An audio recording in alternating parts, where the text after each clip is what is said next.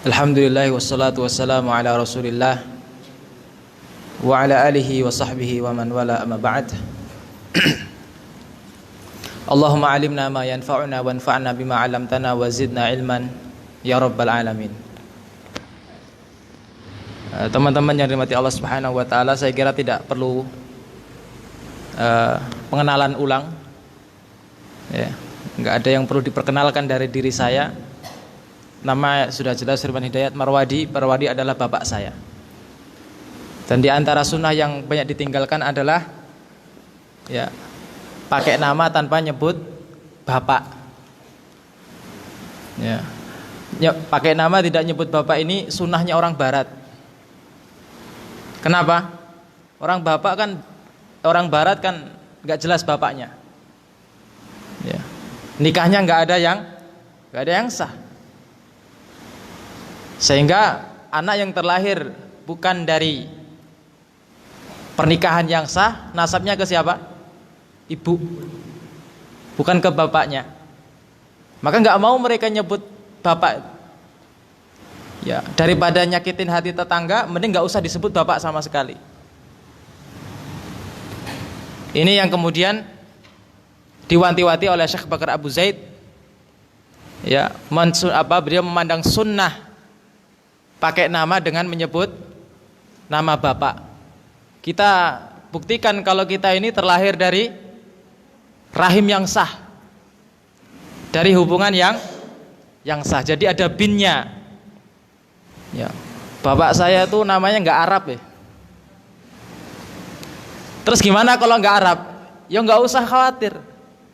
Oh, banyak kok orang ulama yang namanya nggak Arab, nggak pernah ganti Arab. Ibnu Bashkawil, Ibnu Sibaweh, Jurumiyah itu bukan Arab. Ulama pakar nahwu sedunia, Ibnu Sibaweh bukan Arab. Bahasa apa? Persia. Gak pernah dia ganti nama. Jadi gak perlu khawatir. Saya punya nama Firman Hidayat, gak pernah saya ganti Abu Fulan gitu ya. Itu tadlis itu. Imam Nawawi mengatakan dalam Al-Adhkar, berkunyah itu hukumnya mubah dan bukan sunnah. Ada orang kalau kenalan, akhi siapa namanya? Abu Fulan. Abu Fulan yang dikenalkan adalah Abu Fulan, padahal Abu Fulan ini nggak terkenal nama itu. Ini namanya dalam ilmu hadis apa? Tadlis. Tadlis itu menyembunyikan hakikat diri, identitas diri. Yang dalam ilmu hadis menjadi salah satu penyebab lemahnya hadis. Saya dulu punya Facebook, namanya Ibnu Marwadi. Saya ketemu sama guru saya Ustadz Aris Mundara, tegur. Ustadz Aris Mundara Jogja. Antum kok tadlis katanya? Titik. Cuma bilang gitu saja. Saya baru sadar, oh iya, nama Facebook saya, dan saya ketika nulis artikel di muslim.or.id ditulis Ibnu Marwadi, dibilang apa? Tadlis. Sejak itu saya ganti Facebook, ganti nama asli Firman Hidayat Marwadi. Maka cara mengenalkan diri itu nama asli, bukan pakai abu, kecuali jika abunya itu lebih terkenal daripada nama aslinya. Atau kalau pengen pakai abu disebut nama aslinya, biar enggak terjerumus dalam tadlis. Sama kayak orang bertamu, tok tok tok, siapa? Saya. Nabi kan pernah marah seperti itu kan? Ada yang bertamu ke rumahnya Nabi sallallahu alaihi wasallam, "Man anta?" Siapa kamu? Dijawab apa? Saya. Nabi bilang apa? Ana. Jawab kok saya. Enggak suka Nabi. Harus disebut apa? Namanya. Ya. Alhamdulillah kita dipertemukan oleh Allah Subhanahu wa taala di kesempatan yang mulia ini, yang mudah-mudahan diberkahi oleh Allah Subhanahu wa taala, apalagi di 10 malam terakhir di bulan Ramadan. Dan saya tidak menyangka kalau tahun ini saya bertemu teman-teman di Lahat, ya, Kak Osa dan Pak Jauhari dan teman-teman sekalian. Saya ini walaupun kelahiran Sumatera Selatan tapi nggak pernah keluar rumah. Sejak SD ditendang ke Jawa, SMP SMA di Hamalatul Quran, Mulai tahun 2013 ke Lipia, masuk takmili, kemudian masuk ke syariah setahun kemudian, lulus tahun kemarin, dibuka S2, saya ikut ujian dan alhamdulillah termasuk orang yang tadi diterima di Magister di Lipia. Kemudian saat ini menjadi salah seorang pembantu, ya, pembantu di STIU, Sekolah Tinggi Ilmu Usuluddin Wadi Mubarak. Teman-teman yang kalau mau ke Lipia nggak usah khawatir susah. Ada yang lulusan SMA? Ada berapa di sini? Hah? Mana lulusan SMA? 1, 2. Terus? Mana? Oh, antum lulusan. Yang baru lulusan SMA.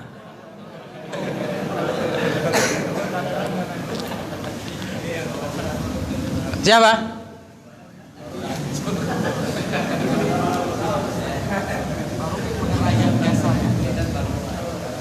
Baru ya? Ya. Jangan khawatir masuk Lipia. Saya tidak sedang kalau Lipia itu bagus, paling bagus, enggak. Saya cuma mau bilang kalau Lipia itu gratis. Ya, STDI kan bayar kan? Ya, kalau punya enggak apa-apa. Kalau kita yang miskin kayak saya seperti ini, ya mau enggak mau harus ke Lipia. Ya, biar bisa makan. Ya.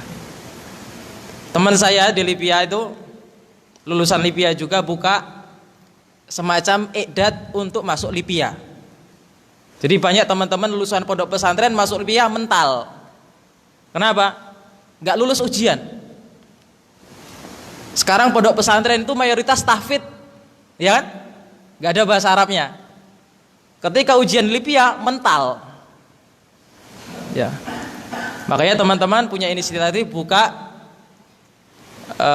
i'dad untuk mereka yang pengen masuk Lipia.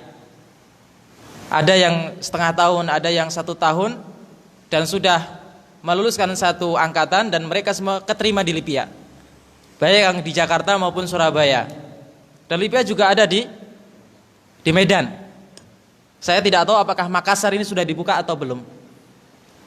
Nah, teman-teman ini yang punya semangat, saya sarankan ke situ. Ya, bayarnya cuma murah, 300.000 sebulan. 300.000 ibu kota, bayangkan. Tuh kalau nggak murah, apalagi. Ya. Lailatul Qadar, ya, saya ingin membahas sedikit tentang Lailatul Qadar. Kemudian saya akan bicara tentang amar ma'ruf nahi munkar. Saya membaca dan mendengar tulisan Syekh Saleh bin Abdullah Al-Utsaimin, hafizahullah ta'ala, salah seorang anggota Hayatul Kibaril Ulama Saudi Arabia yang mengajar di Masjid Nabawi. Dia punya halaqat besar. Beliau mengatakan, ketika Nabi SAW mengatakan, man qama ramadhana imanan wahtisaban ghufira lahu ma taqaddama min dhanbihi wa ma ta'akhkhar.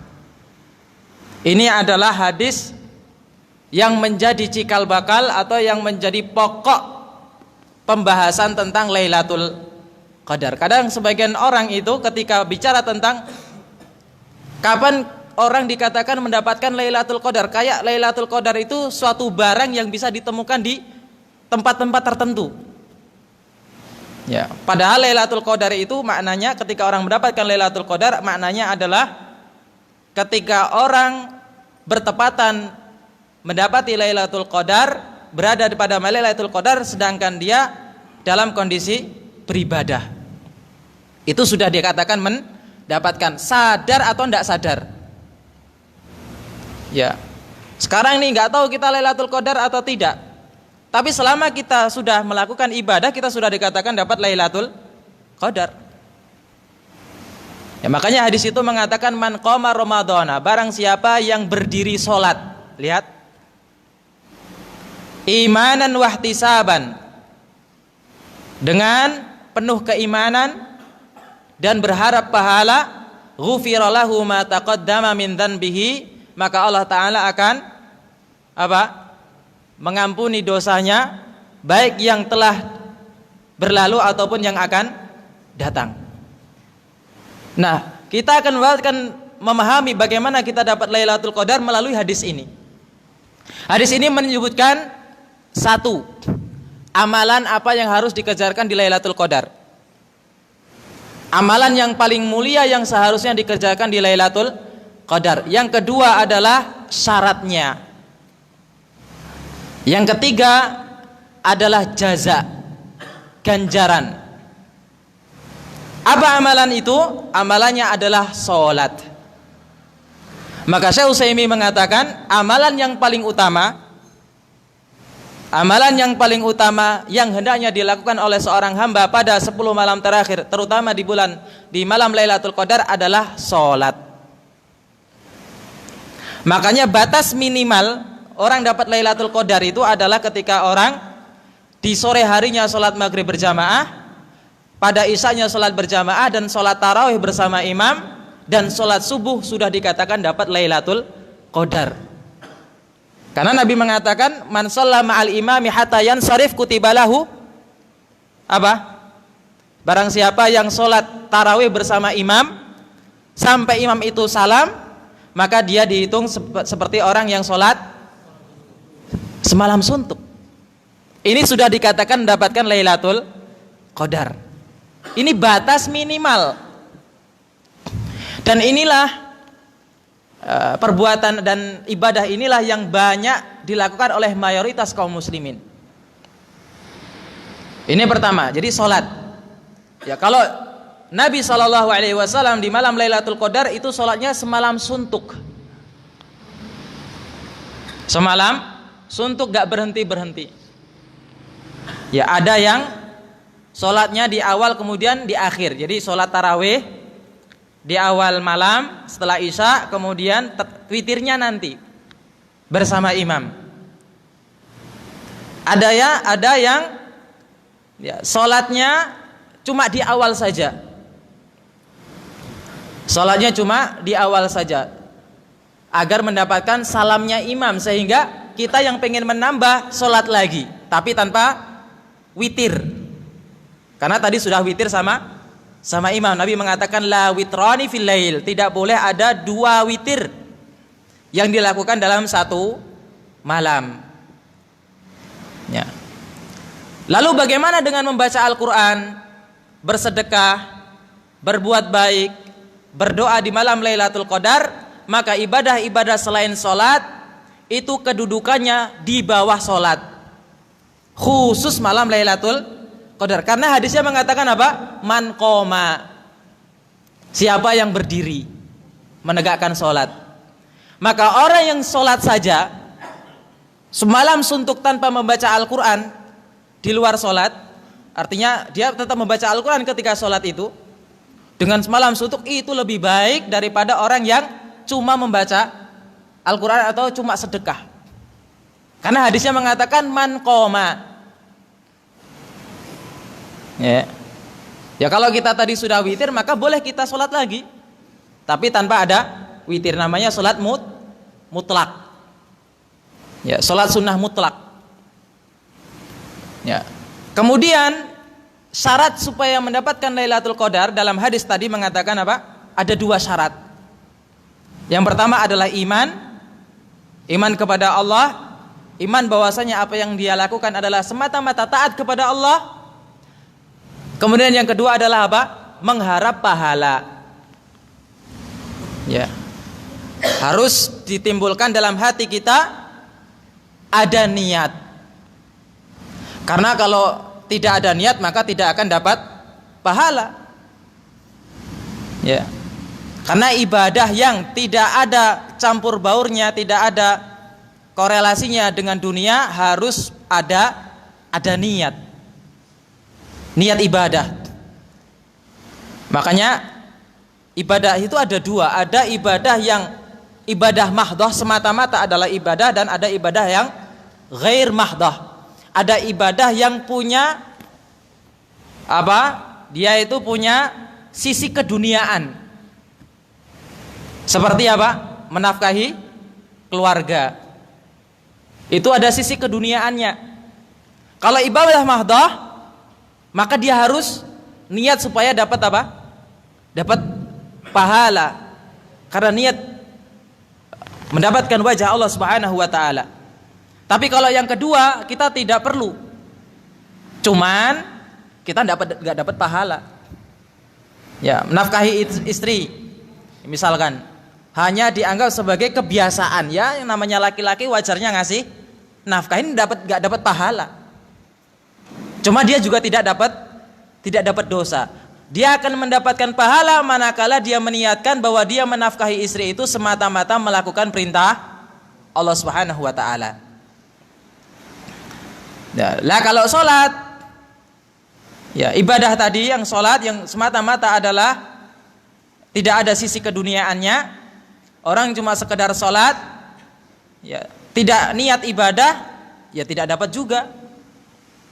Ya innamal a'malu binniyat, ya orang ke masjid ya ikut ke masjid, ya cuma rutinitas saja, ya cuma rutinitas.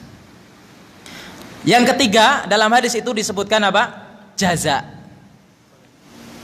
pahala. Apa yang didapatkan seseorang manakala ibadahnya itu bertepatan dengan Lailatul Qadar, yaitu akan diampuni dosanya, ya, apa yang telah lalu dan apa yang akan datang.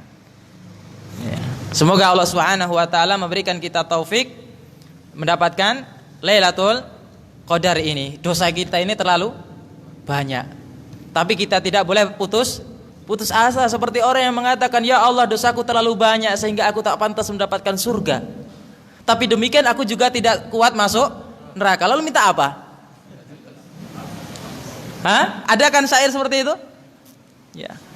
Sebagian orang punya pendirian nggak pantas masuk surga, dosaku terlalu banyak. Ya, yang bilang sedikit juga siapa kan gitu. Kita saja di masjid berbuat dosa, apalagi di luar masjid. Tapi itulah manusia. Manusia itu akan menjadi sempurna manakala berbuat dosa. Iya enggak? Nabi Adam alaihi salam itu ketika setelah berbuat dosa lebih baik daripada sebelum berbuat dosa. Nabi Adam setelah berbuat dosa dan kemudian taubat, kedudukannya lebih tinggi daripada sebelum buat dosa. Maka kata Allah Subhanahu wa taala, wahai Adam, ketika kamu setelah berbuat dosa atau ketika kamu sebelum berbuat dosa biasa menyembah kepadaku, itu seperti raja, penghambaannya kepada Allah kurang. Tapi setelah dia berbuat dosa, merasa dosanya banyak, kemudian dia bertobat kepada Allah, dia datang bagaikan budak, dan alangkah indahnya menjadi budak Allah. Makanya di antara termasuk julukan Nabi yang paling Nabi cintai adalah hamba. Allah mengatakan dalam surat Al-Isra, subhanalladzi asra bi'abdihi. Ya, Maha suci Allah yang telah mengisrakan hambanya. Ya, jadi kita ini indah dinamakan hamba. Ya.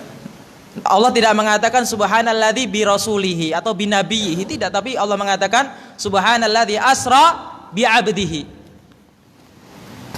Maka demikian juga dengan kita. Justru dengan berbuat dosa itulah kita menjadi sempurna. Karena dosa bisa kita ubah menjadi apa? Menjadi pahala. Kalau kita mau menyesalinya. Coba kalau kita nggak berbuat dosa, mana ada kita di sini? Justru masjid itu adalah tempat pendosa. Bukan tempat orang-orang suci. Ada yang ngaku suci? Saya mau belajar. Nggak ada yang mengaku saya suci. Semua ini kita pendosa. Lisan kita, hati kita, dengki yang sulit dihindarkan. Ya, lihat kawan pedagang di kanan lebih laris daripada kita, dengki kita. Nggak bisa kita bendung. Kadang-kadang manusia terkalahkan dengan rasa dengkinya, dosa kita. Dan ternyata dosa yang dilakukan oleh hati itu lebih berat daripada dosa yang dilakukan oleh anggota badan. Makanya Ibnu Qayyim rahimahullahu taala mengatakan perumpamaan orang yang pendosa dengan orang yang tidak pendosa itu seperti bagaikan orang yang melakukan suatu perjalanan. di mana perjalanan itu sangat panjang dan peraturannya adalah jangan berhenti kecuali sudah sampai ke tempat tujuan. Suatu ketika kafilah itu berjalan, melakukan perjalanan dan singgah di suatu tempat untuk istirahat, dan tempat itu diibaratkan sebagai dunia. Ya. Kemudian diberi peringatan, jangan sampai kalian terlena berada di tempat ini. Ya, istirahatlah di tempat ini, carilah bekal di tempat ini secukupnya. Karena tempatnya terlalu indah dan rindang, maka banyak di antara orang yang kemudian terlena. Ah, jalan lagi, capek. Di sini kan enak, sejuk, nikmat. Rindang pohonnya, banyak buahnya, gemerlap. Banyak orang yang kemudian apa? Terlena dengan dunia. Akhirnya sebagian kafilah pun pergi. Dan orang-orang yang terlena di kebun untuk berteduh tadi tidak mau melanjutkan perjalanannya karena terbuai dengan keindahan dan gemerlapnya kebun itu. Dan itu adalah pendosa. Ketika mereka beberapa lama berada di kebun tersebut yang sudah terlena, ada kemudian di antara mereka yang kemudian tersadarkan, kita ini sudah ketinggalan jauh dengan teman-teman kita yang sudah berangkat. Maka orang yang terlena tadi terbagi menjadi dua bagian, dua kubu. Satu kubu, sudahlah, kita nggak ngejar juga nggak akan bisa. Mereka sudah jauh, udah di sini aja nyantai dah. Ngapain capek-capek? Itu adalah orang yang putus asa dari rahmat Allah. Sudahlah kita di dunia, nggak perlu lagi kemudian capek-capek ya cari akhirat. Kita sudah kaya, gaji kita sudah besar. Maka itulah orang yang menginginkan dunia untuk kehidupan yang sementara. Maka Allah Subhanahu wa taala ibaratkan dunia di dalam surat Thaha sebagai apa? Zahratal hayatid dunya. Bunganya dunia. Kenapa Allah ibaratkan dunia sebagai bunga? Yang jawab dapat hadiah. Allah Subhanahu wa taala katakan dalam surat Thaha, diibaratkan dunia itu seperti bunga, zahratal hayatid dunya. Yang jawab dapat pahala. Dapat hadiah.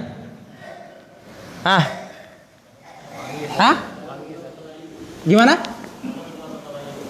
Bunga cepat lalu. Siapa yang jawab?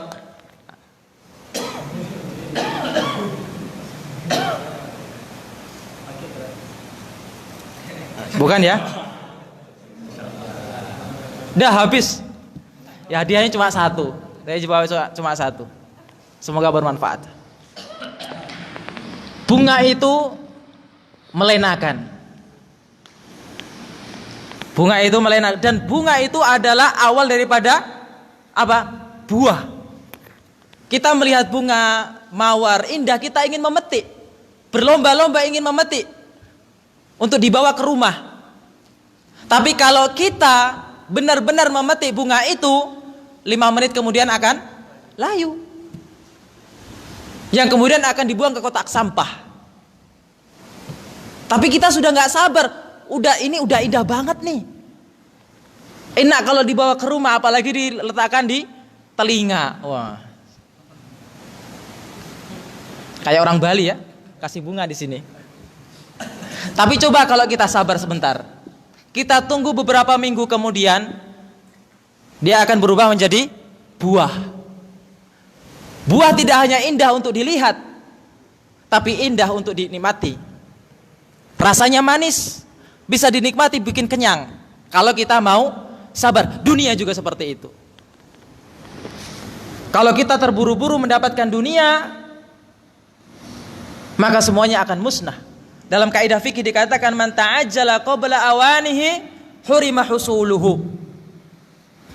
Barang siapa yang terburu-buru menikmati sesuatu yang belum pada waktunya, maka kelak ketika waktu itu datang, dia sudah tidak bisa lagi menikmatinya. Kaidah ini penting sekali. Contoh kaidah fikih yang bisa kita terapkan adalah ketika seorang anak pengen cepat-cepat dapat warisan orang tua, akhirnya kopinya dikasih sianida, bos. Sianida lagi. Kenapa dibunuh? Biar cepat dapat warisan.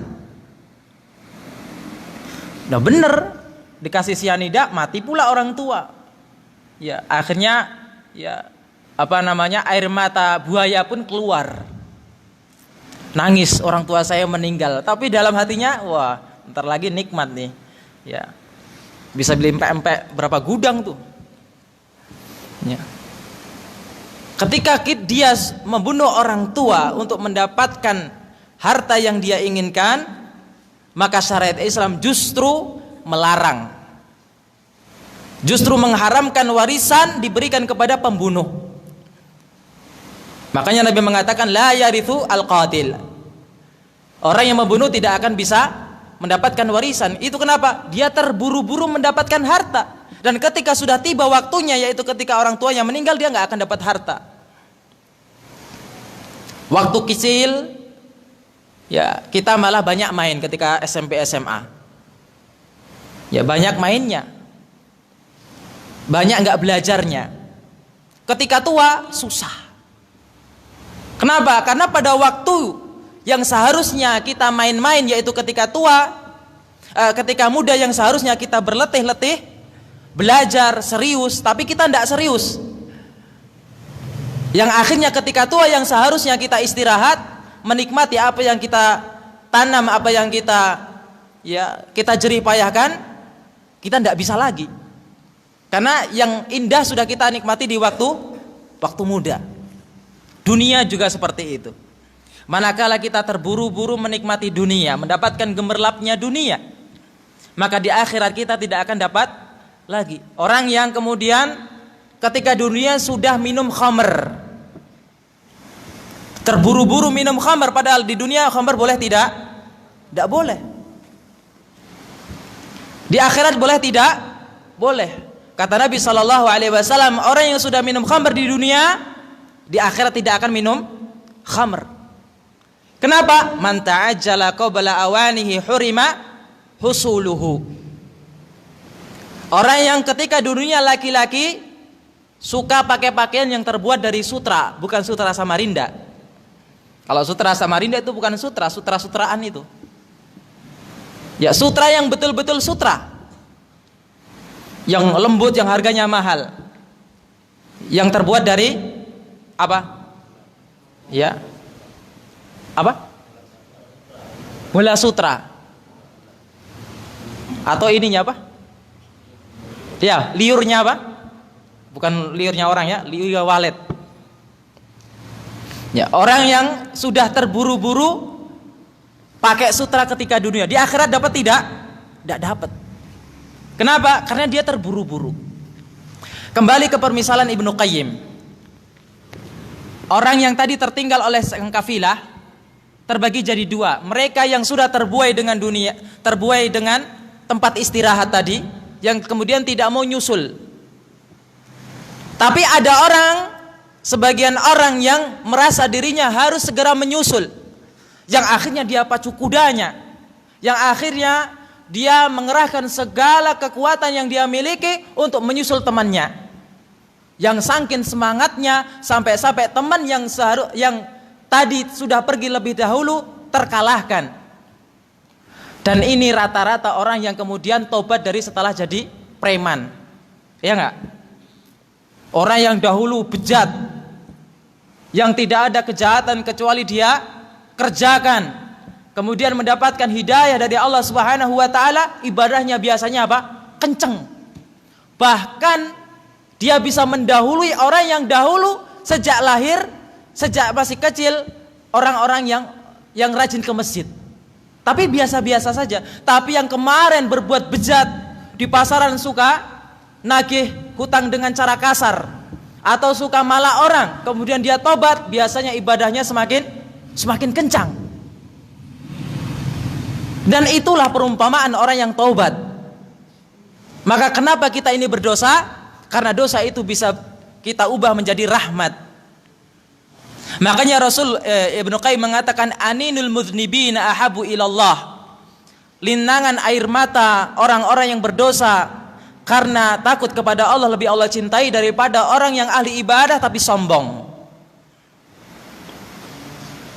Ya, kalau kita tidak berbuat dosa, bagaimana kita mau nangis? Makanya kalau ada preman, orang yang biasa nongkrong di pinggir jalan masuk masjid, jangan ditegur, tumben ke masjid, besok gak datang lagi tuh. Teman gak pernah kajian, sukanya di bank, malak orang, tiba-tiba ikut kajian, sudah biarkan saja, kita support, jangan ditegur dulu. Ya, isbal gak apa-apa. Oh masih awal-awal, ya, jenggot masih dipotong gak apa-apa, masih awal-awal, butuh proses orang itu. Orang misalnya ngerokok nih, setiap harinya 1 bungkus habis, kemudian dia tobat, dari 1 bungkus jadi setengah bungkus, itu sudah dikatakan tobat. Tobat setengah bungkus, proses. Ya, proses. Ya, dulu riba ngambilnya 100%, sekarang riba ngambilnya 50%. Itu masuk apa? Tobat. Butuh proses.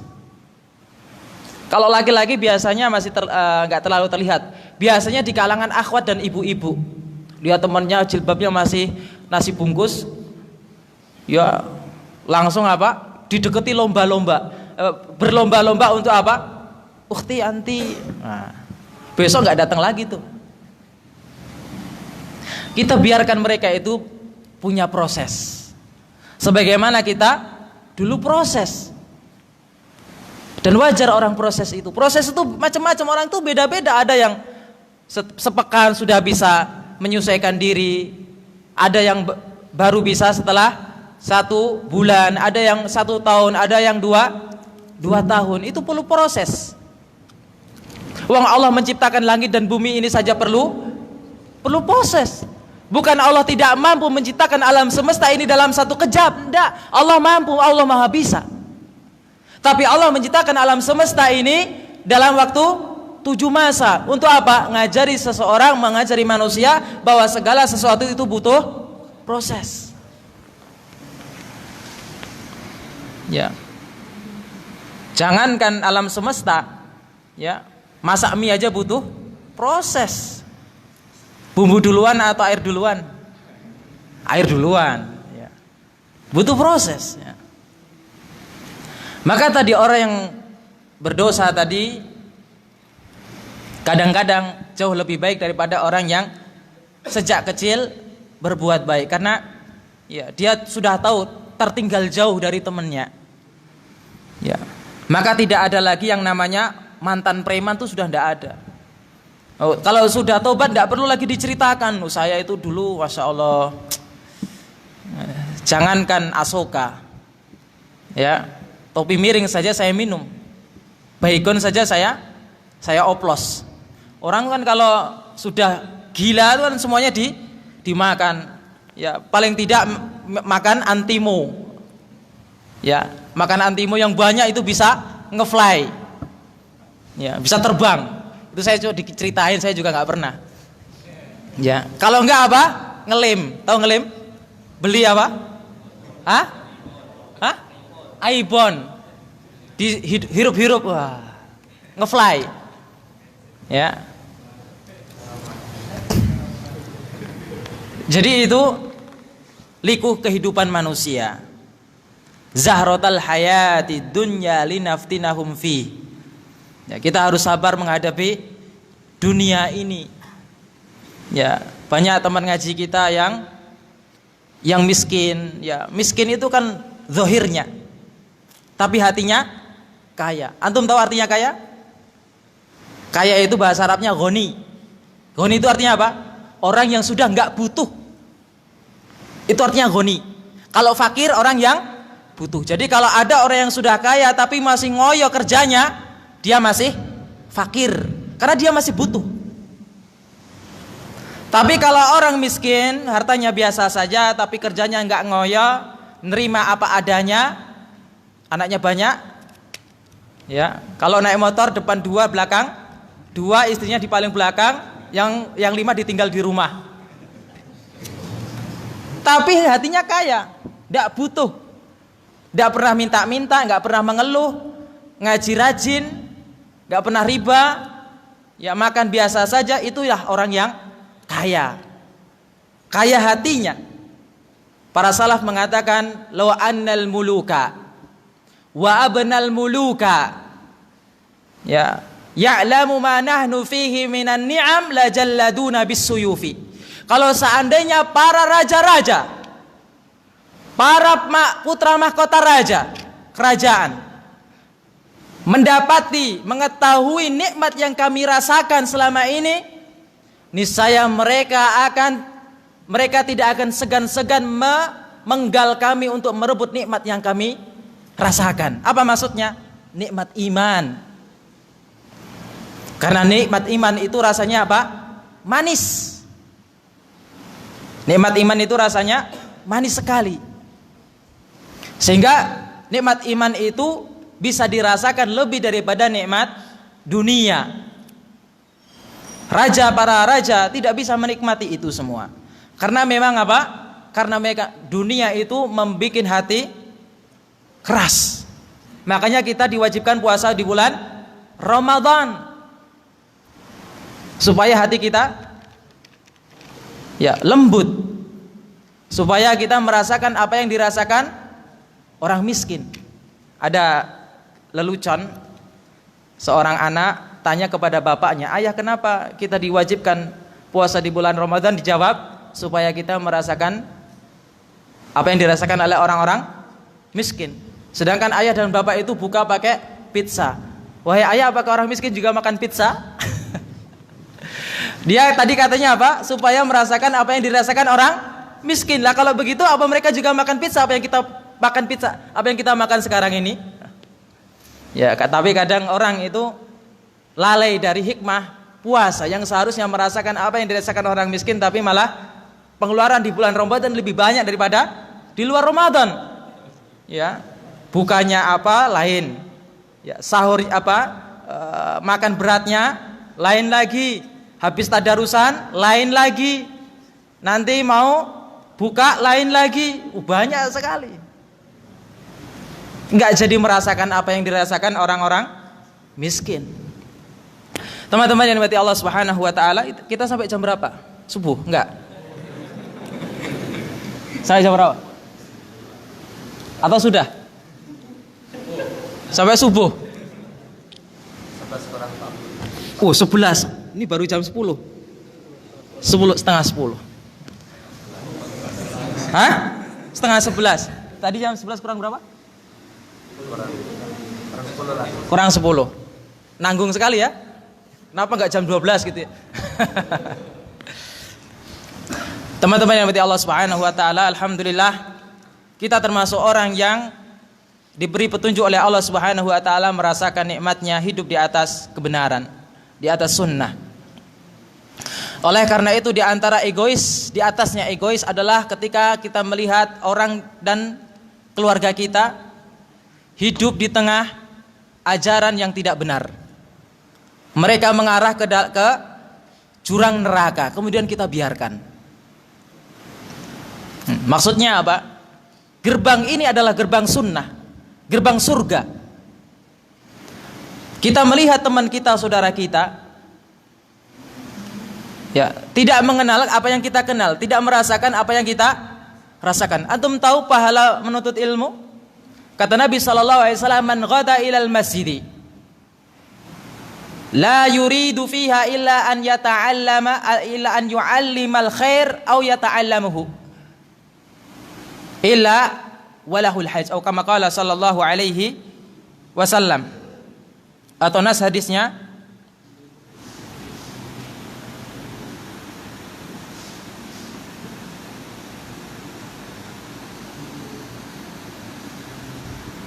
Rasulullah sallallahu alaihi wasallam sebagaimana diriwayatkan oleh Al-Hakim, Ibnu Asakir dan yang lainnya, "Man ghada ilal masjidi la yuridu illa an yata'allama khairan au yu'allimuhu kana lahu ka'ajrin hajin tamman hajjuhu.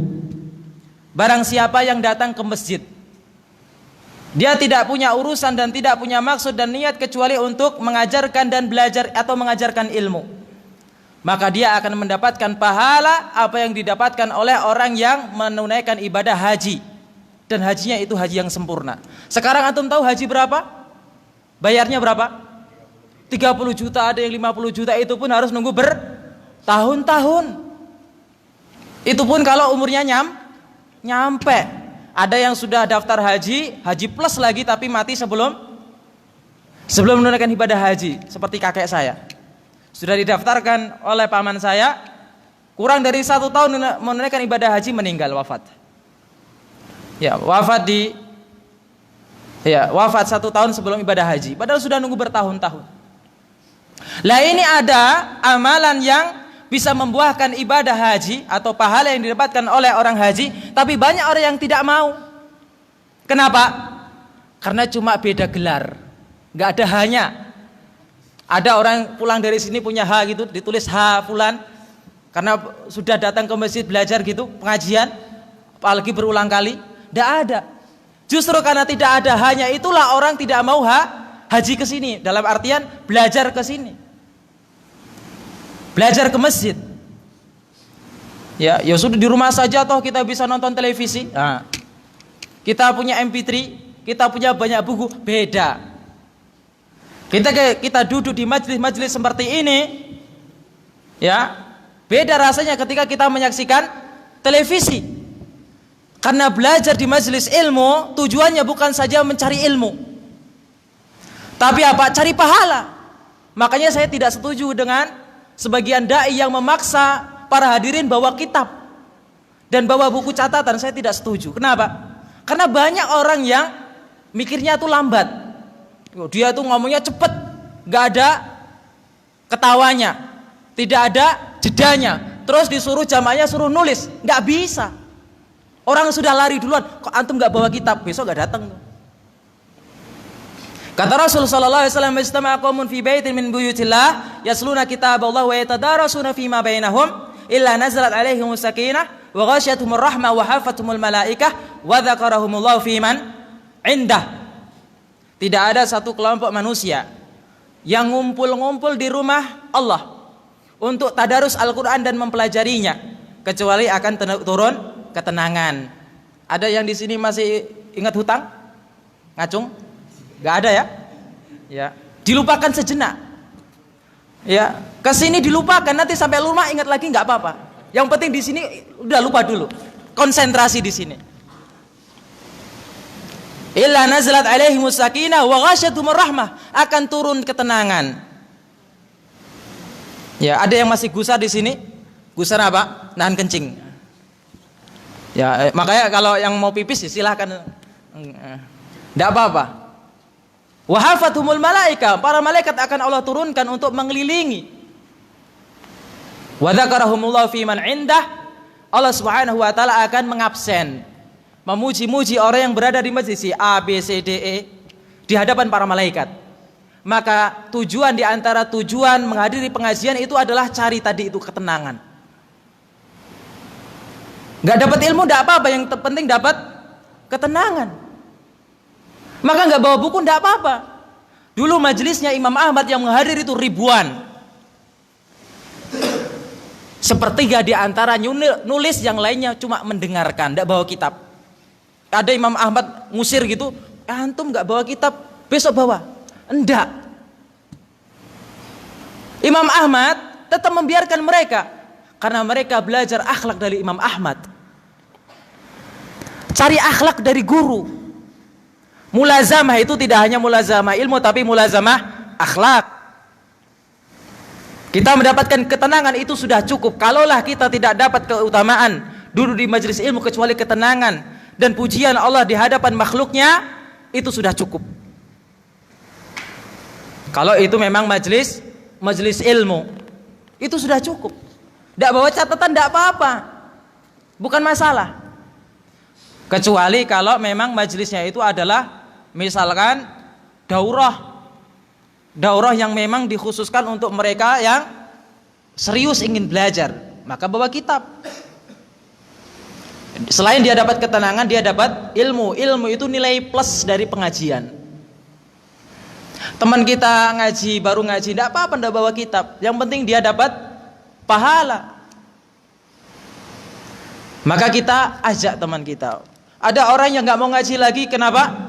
Saya itu susah memahami, otak saya terlalu lemah untuk memahami kajian. Tidak apa-apa. Daripada di rumah ngapain? Juga nggak ngapa-ngapain. Ya, mendingan ke pengajian, walaupun tidak paham. Ya, dan belajar itu tidak mesti 100% paham. Antum kesini ngaji cuma paham 25%, alhamdulillah. Cuma paham 50%, alhamdulillah. Yang penting nggak salah paham saja. Yang harusnya A dibilang B. Kadang-kadang seperti itu ya. Teman-teman yang ngaji kemudian setelah ngaji update status. Ya. Ya, masalah ekonomi lagi. Yang kemudian menimbulkan pro dan kontra. Ini kok Ustadz A berfatwa seperti itu, padahal cuma salah dengar. Ya, niatnya baik untuk mendebarkan kebaikan supaya teman-teman yang nggak ngaji ikut mendapatkan faedah, ditulis oleh si A gitu ya. Ternyata kontroversi, buat masalah media sosial, ribut. Ya, semua orang pengen tabayun sama ustadznya. Ustadz kok antum bilang kayak gitu? Oh, ternyata salah. Itu namanya salah paham. Ya. Kalau kita tahu keistimewaan, keutamaan, ya, belajar seperti ini, kita mendapatkan nikmat, tidak diperbudak oleh keyakinan-keyakinan batil. Mari kita ajak saudara kita. Kalau satu punya target misalkan, si A ini ini berapa orang di sini? 100 misalkan. Punya target setiap bulan saya harus nargetkan 1 orang untuk diajak ngaji. Karena dia tidak bisa mendakwahi orang, paling nggak ngajak ngaji. Itu sudah cukup. Ya, ustadznya juga harus ngajak juga, bukan nggak ngajak, harus ngajak juga. Kadang ustadz itu ngajaknya ketika di masjid, ittaqullahnya cuma di masjid. Ittaqullah haqqa tuqatih wa la tamutunna illa wa antum muslimun. Mari tegakkan salat. Di keluar masjid tidak ada lagi ittaqullah. Lihat orang di depan yang rokok, didiamkan. Depannya dilihat ada wanita enggak jilbaban, didiamkan. Enggak lagi ittaqullah lagi. Banyak enggak? Banyak. Kenapa? Kita tidak punya jur'ah. Tidak punya keberanian untuk menyampaikan kebenaran. Kita masih punya sifat Gak enak. Itu penyakitnya orang Indonesia itu gak enak. Tapi saya yakin orang Sumatera Selatan ini belak-belakan ya.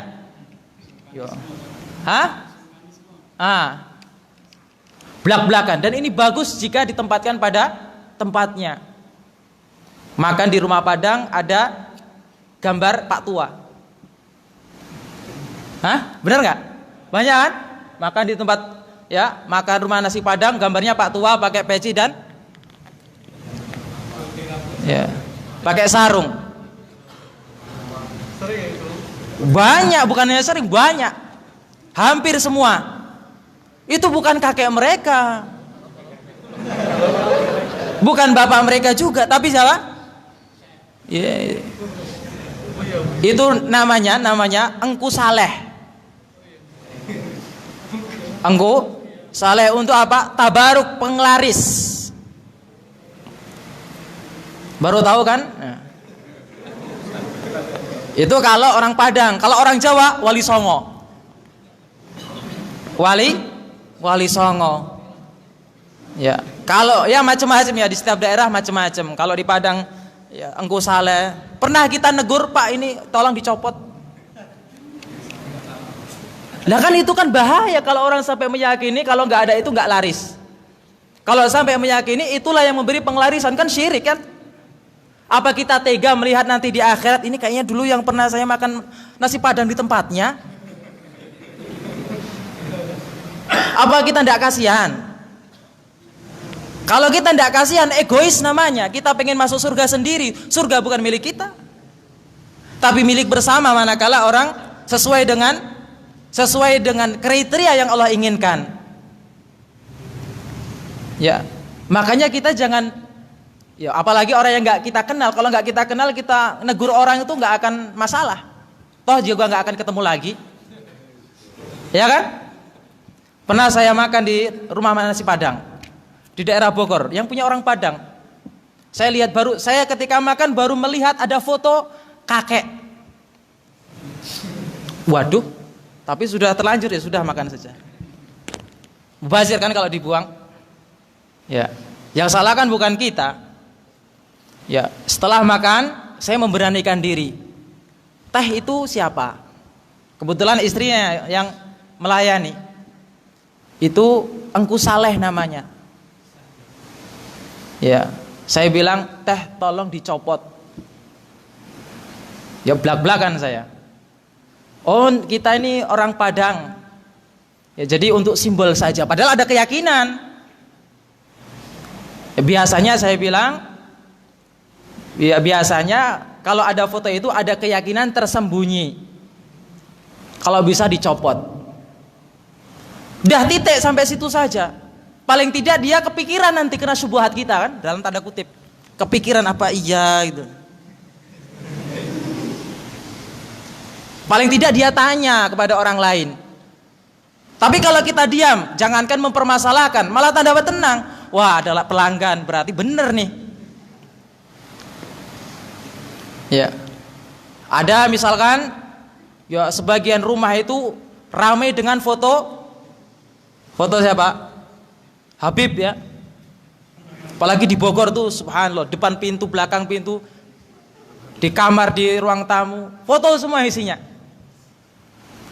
Ya, ada kadang Syekh Abdul Qadir Al-Jailani. Siapa yang lukis coba? Siapa yang lukis Syekh Abdul Qadir Al-Jailani? Dulu emang ada yang lukis, kemudian ada sanadnya sampai sekarang? Tidak ada. Tapi dianggap Syekh Abdul Qadir Al-Jailani. Tidak tahu juga Syekh Abdul Qadir Al-Jailani. Tapi dijadikan sebagai keberkahan. Ada yang modelnya seperti macan, ya. Kalau ke pasar gitu, dapat kaligrafi bentuk macan, ada pedangnya itu. Ya itu bukan kaligrafi, itu jimat. Itu jimat, ada keyakinan tertentu. Memang Arab, karena memang setan seperti itu. Ya Arab tapi maksudnya rusak. Ya Arab itu tidak mesti Al-Quran, tidak mesti yang bagus. Ya banyak kok kita perdukunan dari bahasa Arab. Syamsul Ma'arif tahu? Syamsul Ma'arif bukan nama orang, nama kitab. Syamsul Ma'arif itu kitab perdukunan yang diajarkan di sejumlah pesantren. Cara melet ada, cara penglarisan ada caranya, cara supaya pokoknya hal-hal yang biasa dilakukan oleh para dukun itu ada di situ. Bikin jimat supaya laku ada di situ, dan sayangnya sudah diterjemahkan. Di Blitar itu banyak pesantren, tapi yaitu ngajarkan yang semacam itu. Arab isinya, tapi bukan berarti kitab yang benar. Maka kita perlu amar ma'ruf nahi munkar dalam hal ini. Ya, pernah suatu ketika saya naik angkot. Ya, di Bogor itu kan kota angkot. Ya, ada orang rokok. Karena merokok itu merugikan kita, maka di antara prinsip saya jangan sampai saya rugi. Apalagi bawa anak, saya tegur. Kang, di sana kan Kang ya, tolong rokoknya. Walaupun sopir saya berani negur. Daripada saya kena masalah kan, penyakit, mendingan saya tegur. Tidak mau saya turun. Pernah suatu ketika saya naik angkot, saya bilang kepada sopirnya, Pak tolong rokoknya. Oh, ya sudah turun saja, saya turun. Ya, nggak mau ya sudah. Wong itu masalah kok. Pertama dia melanggar pemerintah, ngerokok di tempat umum. Yang kedua Pak, masalah untuk kita. Tapi kita ini terkadang yang berbuat kebaikan itu kalah dengan berbuat kebatilan. Lebih nggak enak daripada orang yang berbuat kebatilan. Ya, lihat orang di pinggir jalan pacaran gitu, kita nggak enak negur gitu. Banyak kita punya perasaan semacam itu. Nggak berani kemudian kita negur. Pacaran ini nggak boleh, pegangan ini nggak boleh. Ayo tak bawa ke KUA misalnya. Dan bukan termasuk dakwah dan menyampaikan kebenaran harus diterima, enggak. Enggak harus diterima. Minimal kita menyampaikan kebenaran. Paling tidak dalam benaknya kepikiran bahwa sesuatu yang dilarang, sesuatu yang dia lakukan itu ada masalah. Misalkan di suatu tempat sudah menjamur riba, koperasi di mana-mana, semua orang punya saham di koperasi. Kita satu-satunya yang paham bahwa koperasi ini adalah mengandung unsur riba. Maka kewajiban kita adalah menyampaikan bahwa koperasi itu mengandung unsur riba. Kita sampaikan kepada masyarakat, paling tidak mereka ada dalam pikiran mereka ada orang yang mempermasalahkan. Coba kalau tidak ada sama sekali yang mengingatkan, mereka akan merasa nyaman seolah-olah apa yang mereka lakukan selama ini adalah sesuatu hal yang benar. Paling tidak ada pemikiran semacam itu. Kita ngajak orang sholat misalkan, Pak mari sholat ke masjid. Ikut gak apa-apa, yang penting ditegur. Nanti di belakangnya ada yang negur lagi itu, jadi ada orang itu baris kita. Satu negur nggak ada, nanti belakangnya, kemudian belakangnya, terus begitu nanti juga akan apa sih maunya mereka?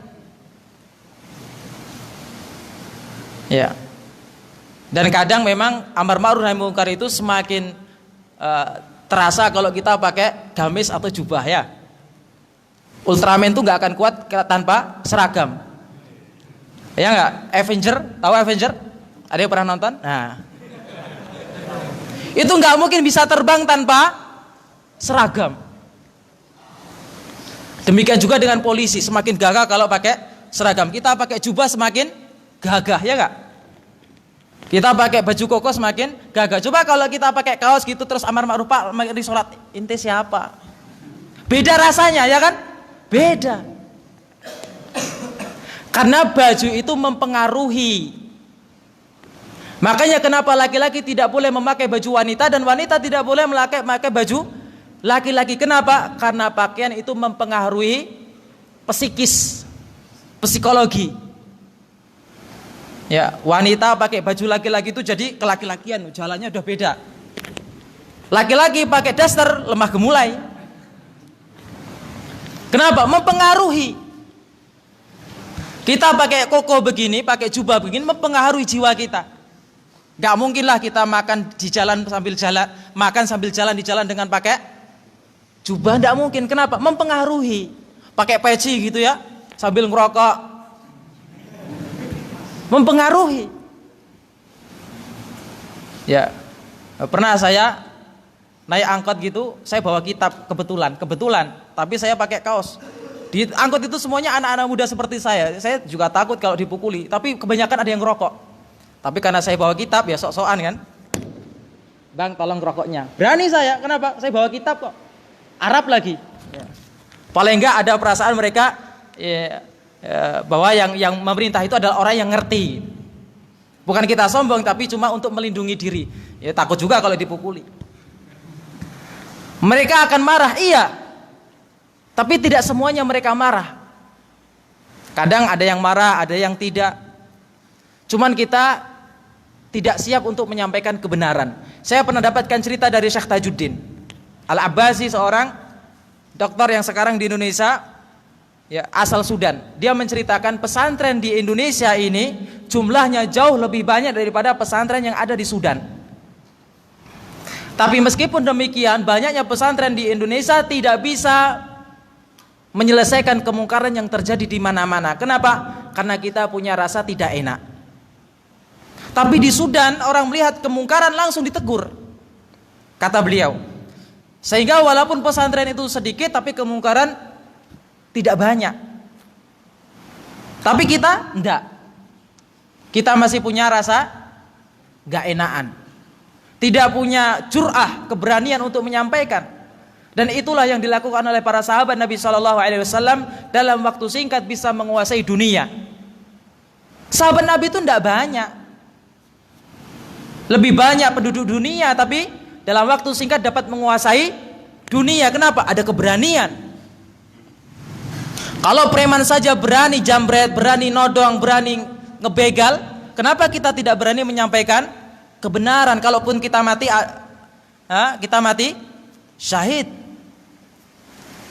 Nggak ada ceritanya ya dai itu mati gara-gara amar ma'ruf, tidak ada. Syekh Muhammad bin Abdul Wahab itu berkali-kali dicoba untuk dibunuh, tapi umurnya sampai berapa tahun? 80-an tahun. Padahal Muhammad bin Abdul Wahab ini nyeleneh dalam tanda kutip.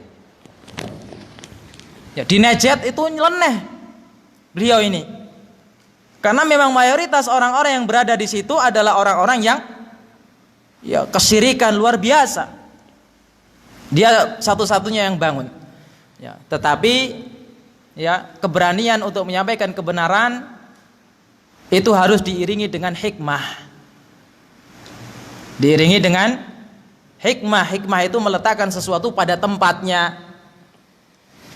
Ya. Artinya kapan kita mengeraskan suara, kapan kita diam, kapan kita gerak, itu pakai ilmu, pakai hikmah. Sehingga tidak setiap ada kemungkaran di depan kita langsung kita ingkari begitu saja. Ibnu Taimiyah pernah suatu ketika bersama murid-muridnya bertemu dengan pasukan Tatar yang mabuk-mabukan. Mabuk-mabukan itu maksiat bukan? Maksiat. Ya, para muridnya bertanya, "Wahai guru, apakah kita kira-kira perlu melarang tentara Tatar mabuk-mabukan?" Kata beliau, "Tidak perlu." Kenapa? Minimal kalau mereka tidak mabuk-mabukan, tidak bunuh orang. Ya, misalnya kita sendiri ada banyak preman kemudian minum-minuman. Ya. Ya karena kita punya jur'ah keberanian menyampaikan kebenaran, ya kita nekat. Yang ada malah dipukuli. Enggak pada tempatnya. Maka ini pentingnya yang namanya amar ma'ruf nahi munkar dan belajar ilmu dakwah. Ya, kadang kita ini seringnya daurah tauhid, daurah fikih, enggak pernah daurah tentang dakwah. Padahal itu penting sekali. Dulu saya juga ketika turun gunung, artinya baru selesai belajar di pesantren, itu kerasnya luar biasa. Pengennya apa yang didapat dalam kitab diterapkan. Kayak orang baru dapat sabuk kuning, dapat sabuk hitam, kemudian baru sabuk kalau tingkatan 1 itu, ya, kalau dalam tapak suci itu ada mawar 1. Itu semuanya pengen ditantang. Ya. Pendekar pengen ditantang. Karena baru sedikit tahu, tapi terlalu semangat, ya akhirnya kewalahan juga. Akhirnya orang lari dulu sebelum mendengar. Ya, langsung ditegur. Ya, apalagi kalau di pedalaman, subhanallah. Banyak cerita teman-teman yang dakwah di pedalaman, ada yang karena tidak disukai cara dakwahnya disantet, disihir sampai mati, ada yang diusir. Teman-teman yang dari AMCF, dari berbagai yang mereka pernah ke Maluku. Karena saya pernah ketika ke Maluku, sebelum ke Maluku diceritai semacam itu, bahwa kalau di pedalaman itu yang namanya sihir itu masih banyak. Bahkan ada yang sampai dibunuh. Ya, dibunuh dengan sihir lewat kopi. Kalau di sana kopi. Jadi kalau bertamu itu harus minum kopi. Dan biasanya kopi itu mereka kalau menyihir lewat kopi. Masa kita namun nggak minum kopi kan nggak enak juga. Tapi kalau kita dakwanya sampai salah kemudian tidak disukai oleh orang, bisa semacam itu. Ya, makanya kita ini sebagai seorang dai harus banyak zikir, harus mempertebal diri dengan zikir. Ya, tadi sekali lagi pentingnya belajar ilmu dakwah. Yang saya sarankan baca bukunya Ustadz Abdul Zain. 14 contoh dakwah dengan hikmah. Itu sangat manfaat sekali. Tidak daurah tapi baca itu cukup. Dulu diterbitkan Pustaka Muslim, saya kira ada di YouTube daurahnya. Tapi kalau tidak dapat buku aslinya bisa download. 14 contoh dakwah dengan hikmah. Itu sangat bagus sekali. Itu akan membuat perilaku kita dari yang sebelumnya pengen menerapkan segala sesuatu yang kita dapat dalam kitab, ya, bisa kita perhalus. Terutama ketika kita mendapati khilaf ulama yang terjadi di masyarakat, ya, perkara-perkara fikih yang memang sudah menjadi masalah khilaf di tengah para ulama, maka kita tidak perlu mengingkarinya dengan keras. Tapi kalau sudah masalah akidah, maka tidak ada toleransi. Cuma bagaimana kita menyampaikan itu perlu teknik. Ya, yasinan misalkan contoh, ya kita disuruh yasinan, datang, ya ngapain? Ngisi tafsir surat Yasin. Ya paling tidak. Ya, nanti kalau sudah surat Yasin, apa kita mau yasinan lagi? Tafsir Yasin pasti mereka akan pindah masa Yasin lagi, kan gitu. Ya bukan kita ikut yasinan tapi apa? Ngisi tafsir surat Yasin. Judulnya tetap yasinan, kan cuma judul tok. Tapi esensinya adalah tafsir surat Yasin. Ya demikian apa yang bisa saya sampaikan. Mudah-mudahan tidak ada yang bertanya. Gak ada kan? Ada nggak? Tidak ada ya. Ya subhanakallahumma bihamdika asyhadu an la ilaha illa anta astaghfiruka wa atubu ilaik. Kurang dan lebih saya mohon maaf. Subhanakallahumma bihamdika asyhadu an la ilaha illa anta astaghfiruka wa atubu ilaik. Wassalamualaikum warahmatullahi wabarakatuh.